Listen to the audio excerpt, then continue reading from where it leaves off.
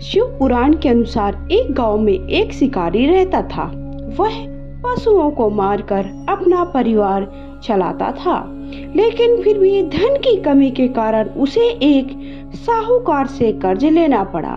उसका कर्ज समय पर ना चुका सका, जिसके कारण गुस्से में आकर साहूकार ने शिकारी को पकड़वाकर शिव मठ में बंदी बना दिया। हर हर महादेव, श्री शिवाय नमस्तुभ्यं। मेरे YouTube चैनल रश्मि 1040 में आप सभी का बहुत बहुत स्वागत है। आप सभी को सबसे पहले महाशिवरात्रि पर्व की बहुत बहुत शुभकामनाएं। आप सभी के जीवन में कोई दुख ना आए, महादेव की कृपा आप पर हमेशा बनी रहे, इसी कामना के साथ मैं वीडियो प्रारंभ करती। वीडियो थोड़ा भी पसंद आता है तो वीडियो को लाइक करना बिल्कुल भी ना भूलिए। आपका एक लाइक मेरे लिए बहुत वैल्यू करता है। साथ ही साथ चैनल पे पहली बार जुड़े हैं, पूजा पाठ से जुड़ी हुई जानकारी के लिए चैनल को सब्सक्राइब कर लीजिए। कमेंट बॉक्स में हर हर महादेव अवश्य लिखिएगा। पूजा से जुड़ी हुई, महाशिवरात्रि से जुड़ी हुई सारी वीडियो चैनल पे अपलोड कर दिया है। चारों पहर की पूजा, पूजा की सामग्री, पूजा की विधि, सारी चीजें, और आपको जो 4 पहर का पूजन है वो कब कैसे करना है और विसर्जन कब करना है, उसका वीडियो अलग से चैनल पे मिल जाएगा। तो चलिए मैं वीडियो प्रारंभ करती हूँ। जिसके कारण गुस्से में आकर साहूकार ने उसे मठ पर बंदी बना लिया। जिस दिन उसने उसे बंदी बनाया वह दिन शिवरात्रि का था। साहूकार के घर में शिवरात्रि की पूजा हो रही थी। शिकारी ध्यान मग्न होकर शिव की धार्मिक बातें सुनता रहा। चतुर्दशी तिथि पर उसने शिवरात्रि की कथा भी सुनी। शाम होते ही साहूकार ने शिकारी को बुलाया और ऋण चुकाने के बारे में बात की। शिकारी ने अगले दिन पूरा ऋण लौटाने का वचन देकर खुद को उसके बंधन से छुड़ा लिया। रोज की तरह शिकारी जंगल में शिकार के लिए निकला, लेकिन साहूकार का बंदी बने रहने के कारण वह कुछ खा पी नहीं पाया था। ऐसे में वह बहुत व्याकुल था। शिकार करने के लिए एक तालाब में किनारे खड़े बेलपत्र के पेड़ पर अपने लिए पड़ाव बनाने लगा। उस पेड़ के नीचे शिवलिंग था जो बेलपत्रों से ढका हुआ था। शिकारी को उस शिवलिंग के बारे में पता भी नहीं था। उसने पड़ाव को बनाते समय उसने टहनियां तोड़ी और वे संयोग से शिवलिंग पर गिर गईं। इस प्रकार पूरे दिन भूखे प्यासे शिकारी का व्रत हो गया। संयोग से उसने शिवलिंग पर बेलपत्र भी चढ़ा दिया। रात का एक पहर बीतने के बाद एक गर्भिणी मृगी तालाब पर पानी पीने के लिए पहुंची। शिकारी ने धनुष पर तीर चढ़ाकर जैसे ही प्रत्यंचा खींची, मृगी बोली, मैं गर्भ से हूँ, शीघ्र मुझे प्रसव होगा। तुम एक साथ 2 जीवों की हत्या करोगे जो कि ठीक नहीं है। उसने शिकारी से कहा कि मैं अपने बच्चे को जन्म देकर जल्द ही तुम्हारे सामने प्रस्तुत हो जाऊंगी, तब तुम मेरे प्राण हर लेना।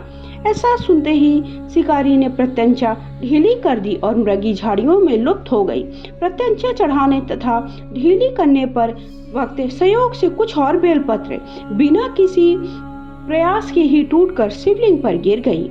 इस प्रकार उससे अनजाने में ही प्रथम पहर का पूजन संपन्न हो गया। कुछ देर बाद एक मृगी दूसरी मृगी वहां से निकली। शिकारी की खुशी का ठिकाना न रहा। शिकार को देखते ही उसने धनुष बाण फिर से चढ़ाया। तब उसे देख मृगी ने विनम्रता पूर्वक निवेदन किया, पारधी, मैं थोड़ी देर पहले ही ऋतु से निवृत्त हुई हूँ, कामतुर विहारिणी हूँ, अपने प्रिय की खोज में भटक रही हूँ। अपने पति से मिलकर शीघ्र ही तुम्हारे पास आ जाऊंगी। शिकारी ने उस मृगी को भी जाने दिया। 2 बार शिकार को खोकर वह चिंता में पड़ गया। रात्रि का आखिरी पहर भी बीत गया।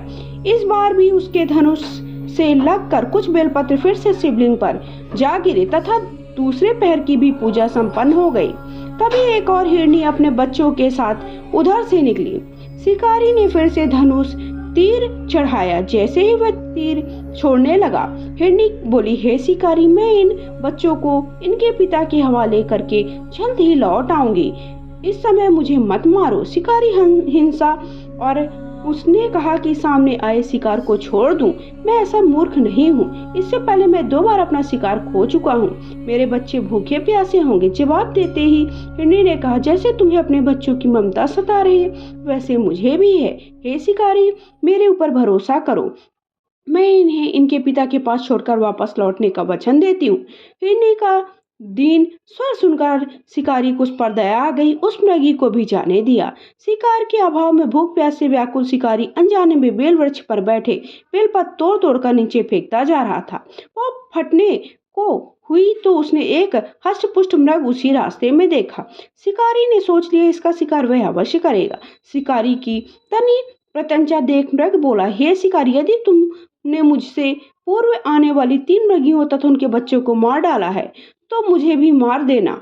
मारने में देरी न करो ताकि मुझे उसके वियोग में क्षण भी दुख न सहना पड़े, क्योंकि मैं उन हिरनियों का पति हूँ।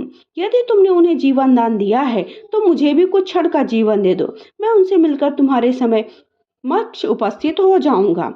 मृग की बात सुनते ही शिकारी के सामने पूरी रात का घटना चक्र घूम गया। उसने सारी कथा मृग को सुनाई। तब मृग ने कहा, मेरी पत्नियां जिस प्रकार प्रतिज्ञाबद्ध होकर गईं, मैं मृत्यु से अपने धर्म का पालन नहीं कर पाएंगी। अतः जैसे तुमने उन्हें विश्वास पात्र मानकर छोड़ा, वैसे ही मुझे भी जाने दो। मैं उन सबके साथ तुम्हारे सामने उपस्थित हो जाऊंगा। शिकारी ने उन्हें भी जाने दिया। इस प्रकार सुबह हो गई। व्रत, उपवास, रात्रि जागरण, शिवलिंग पर संयोगवश बेलपत्र चढ़ाने, अनजाने में ही शिकारी की शिवरात्रि पूजा पूर्ण हुई। अनजाने में हुई पूजन का परिणाम उसे तत्काल मिला। शिकारी का हिंसक निर्मल हो गया, उसमें भक्ति का वास हो गया। थोड़ी देर मृग अपने परिवार के साथ शिकारी के पास उपस्थित हुआ, उसका शिर ताकि वह शिकार कर सके। किंतु जंगली पशुओं की ऐसी सत्यता, सात्विकता, सामूहिक प्रेम भावना देखकर शिकारी को बड़ी ग्लानि हुई। उसने मृग परिवार को जाने दिया। अनजाने में शिवरात्रि के व्रत का पालन करने पर शिकारी को मोक्ष की प्राप्ति हुई। जब मृत्यु काल के समय यमदूत उसे ले जाने लगे तो शिव गणों ने उन्हें वापस भेज दिया। वे शिकारी को शिव लोक ले गए। इस प्रकार से जो कोई भी शिवरात्रि का व्रत अर्थात महाशिवरात्रि का व्रत जाने अनजाने में करता है, इस कथा को पढ़ता और सुनता है, प्रेम भगवान भोलेनाथ के शिवलिंग का पूजन करता, 4 पहर की पूजा करता है, विधि विधान से व्रत को रखता है, तो भगवान शिव और माता पार्वती उन पर प्रसन्न होती हैं, उनकी कामना को पूर्ण करते हैं, साथ ही साथ उनके दुखों को हर लेते हैं, दूर करते हैं। उनके घर में धन संपदा की कभी कमी नहीं होती, वैभव हमेशा बना रहता है। इस तरह से महाशिवरात्रि के दिन आपको 4 पहर की पूजा के समय इस कथा को अवश्य सुनना है। कथा के बिना आपका पूजन अपूर्ण माना जाता है। तो अगर आप सबको ये वीडियो थोड़ा भी पसंद आया तो कमेंट बॉक्स में हर हर महादेव लिखना बिल्कुल भी ना भूले। वीडियो को सबके साथ शेयर करिए, चैनल को सब्सक्राइब करिए। ओम नमः शिवाय। हर हर महादेव।